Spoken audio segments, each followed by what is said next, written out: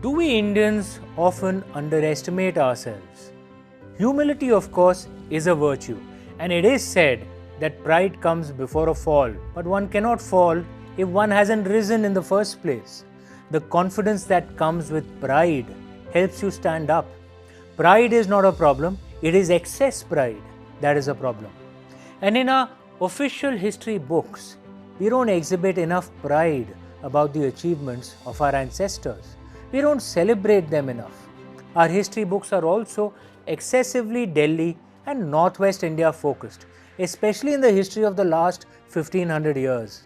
The rest of India is relatively ignored. Western India, Eastern India, Central, Southern India, they are all ignored. Celebrated actor R. Madhavan recently pointed out in an interview how the majestic Chola Empire barely gets a mention in our school history books. Just a few lines. Did you know that there are two ways to twist the truth? By outright lies and by omission. Simply leaving out the facts. The Cholas, sadly, have been the victims of the latter. Let's change that with this video. The Cholas were not just rulers, they were a civilizational force. Their artistic achievements were no less than, if not superior, to the European Renaissance. But before we dive into art, commerce and spirituality, let's get to the real engine behind it all, the military might of the Cholas. Back in the 9th century, the Deccan Plateau was largely ruled by the Rashtrakutas.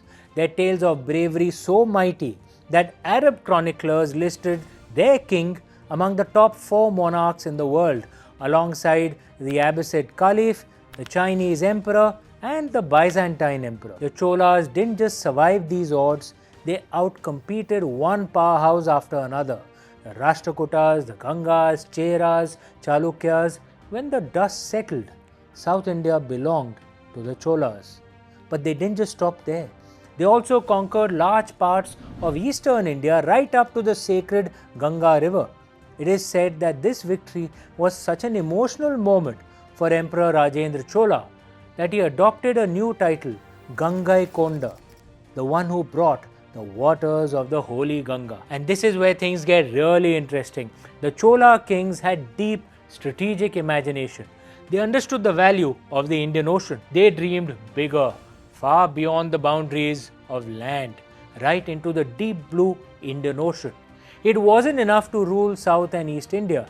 They needed bases in Sri Lanka, Indonesia and Malaysia and many other regions around it. You see, back then, just like today, the Indian Ocean had the most important shipping lanes in the world.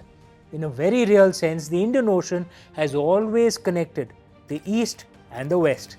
The Chola kings sensed an opportunity.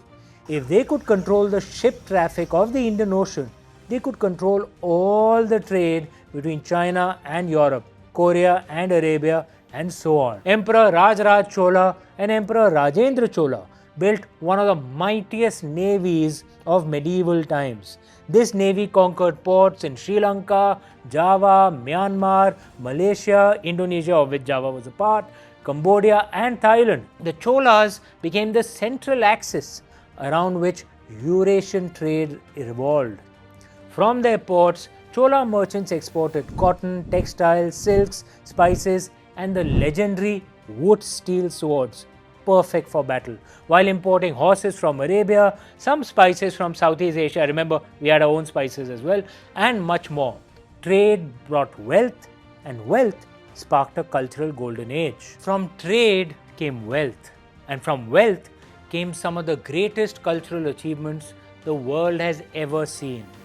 Look at this statue of Lord Nataraj. There's one at CERN in Switzerland, another at the Met in New York, and one in the British Museum as well in London. This isn't just Indian devotional art or the image of our god. This is also a global icon. Did you know that it was the artists of the Chola Empire who pioneered and perfected this form of the Nataraj in the 11th century? And the process they used to create these impeccable bronze statues will blow your mind. You see, the Chola artists used a process called the lost wax method. First, they made a wax statue, which is obviously very easy to mold wax, and then they coated the wax with clay derived from termite hills. In the clay coating, they left a few holes. After that, they put the clay coated wax statue in a medieval oven and turned up the heat. Here's the cool part. Wax melts at 60 degrees Celsius, but clay does not melt till 1000 degrees Celsius. The wax inside would melt and run off through the holes, but the hollow clay mold would remain. And now the final step. The artists would pour molten bronze into the clay mold via the same holes. Once the metal cooled off, they simply chipped off the clay and voila, a bronze Nataraj masterpiece. Chola brilliance stretched all the way from these 4 feet Nataraj statues to colossal temples that soared hundreds of feet in the air. The Ranganatha Swami temple built by the Cholas, dedicated to Lord Vishnu. Incredible! Even after a millennium, it's the world's largest active religious complex. This is in terms of the square feet, the area occupied. Another Chola temple, the Brihadeshwara temple, dedicated to Lord Shiva. The Shikhara at the top of the Brihadeshwara temple sits on a single block of granite that weighs over 80 tons. 80 tons! But just think about it. How did they get an 80-ton block of granite up to a height of 237 feet, which is roughly the height of a 25-story building? 1,000 years ago. They did all this 1,000 years ago. There were no cranes back in those days, no electricity. How did the Cholas do it?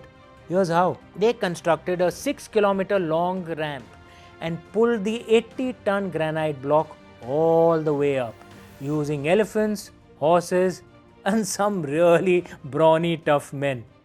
This is the remarkable story about the Cholas. They ruled South and East India, established dominance over much of Southeast Asia. They created a trading empire throughout the Indian Ocean, and they left behind cultural artifacts and temples that still dazzle the world. What I have said up till now is what the history textbooks tell us, or at least once the Marxist influence has been removed, our history textbooks should tell us. But there are some things for which one doesn't need historians. One needs storytellers, because they are beyond his story. They are our story. You see, before the Cholas were merchants, warriors and rulers, they were Hindus.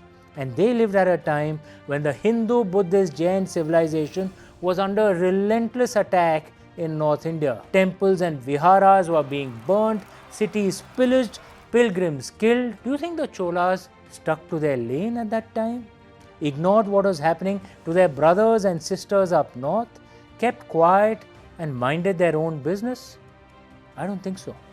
I believe that the Cholas answered the call of dharma. They fought back.